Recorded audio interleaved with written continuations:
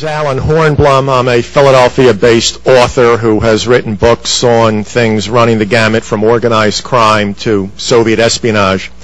But for the purposes of this meeting, I've written 2 books on the history of using prison inmates as test subjects. You may be familiar with one or both of them. I'm working with a couple colleagues now on the history of using institutionalized children as test subjects for research, and I can assure you some of the material I'm finding is quite astounding, including the fact that Nobel Prize winners went to institutions for the feeble-minded to use them as test subjects. And in interviewing people over the years, not just test subjects, which I do on a regular basis, but also the doctors who initiated these experiments, these clinical trials.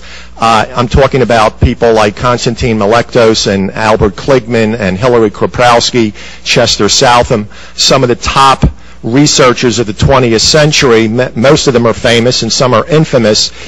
It's remarkable that almost all of them articulate how little medical ethics was taught in medical schools at the time, and I had to bring up, I had to educate one of them, in fact, about the Nuremberg Code. When I mentioned it, he wasn't even familiar with it.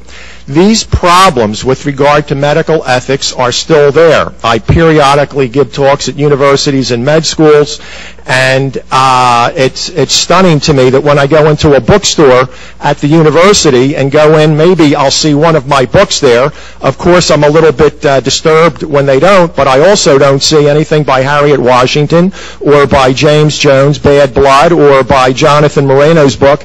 Medical ethics is an orphan in today's medical arena. It is out there in left field. They really de-emphasize it, and that's part of the continuing problem that doctors, as Dan said earlier, when they do these studies, it's a cost-benefit analysis, and there's much more benefit to doing research, even when it breaks rules and laws and cuts corners, than by following the rules.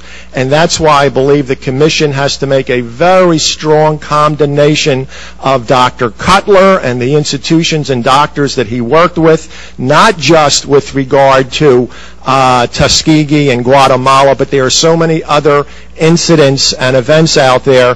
As Susan said, we will continue to discover these. There will be another commission like yours in 10 years going over what you didn't look at or what you didn't do. So I would encourage you to be as aggressive as possible, not just describe what happened, but really condemn those who broke the law, because there's doctors making decisions right now.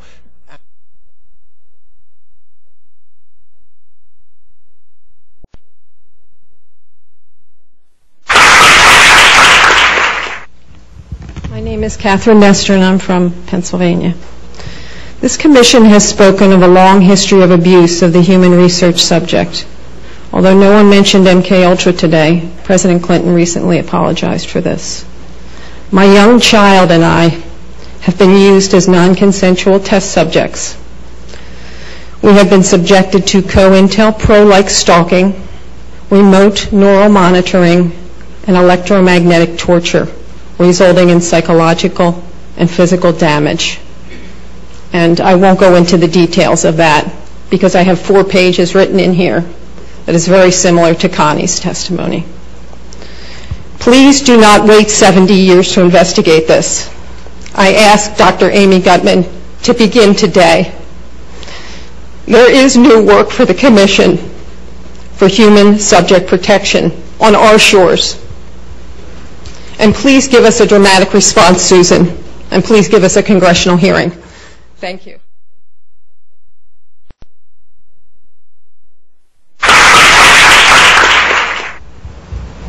Good afternoon. My name is Connie Marshall. I'm a former mayoral candidate from Louisville, Kentucky. I have never been involved in any criminal activity. I found a document in my bank account that said, "Problem with Kentucky government. Check federal government paperwork and file before releasing information to anyone." I am an 8-year victim survivor of assaults by directed energy weapons.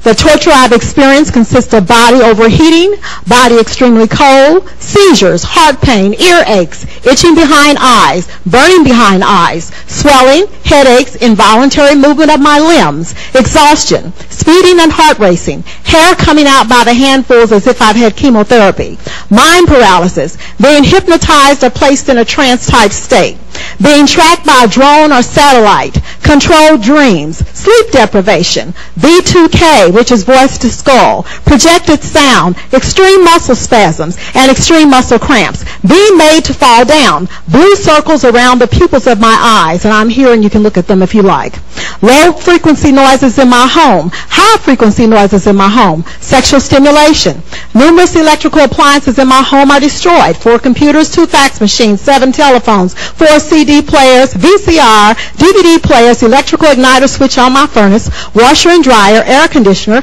also my car radio, CD player, and engine were destroyed. I am watched in my home 24 hours a day and followed around everywhere I go, though I do not have a criminal history. When I ran for mayor of my town, I was also attacked at debates and forums. My website is www.justiceforallcitizens.com. Thank you. And I would like to leave these flyers with you all as well.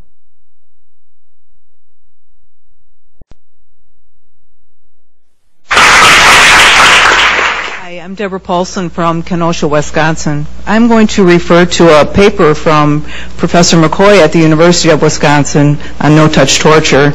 He talks about a total assault on all senses and sensibilities, auditory, visual, tactile, temporal, temperature, and survival, refined through years of practice. Sensory disorientation relies on a mix of sensory overload and sensory deprivation via banal procedures, isolation, then intense interrogation, heat and cold, light and dark, noise and silence, for a systematic attack on all human stimuli. I've been a human subject for experimentation for almost 2 years, and I've contacted Dr. Hall. I stand with a very large group.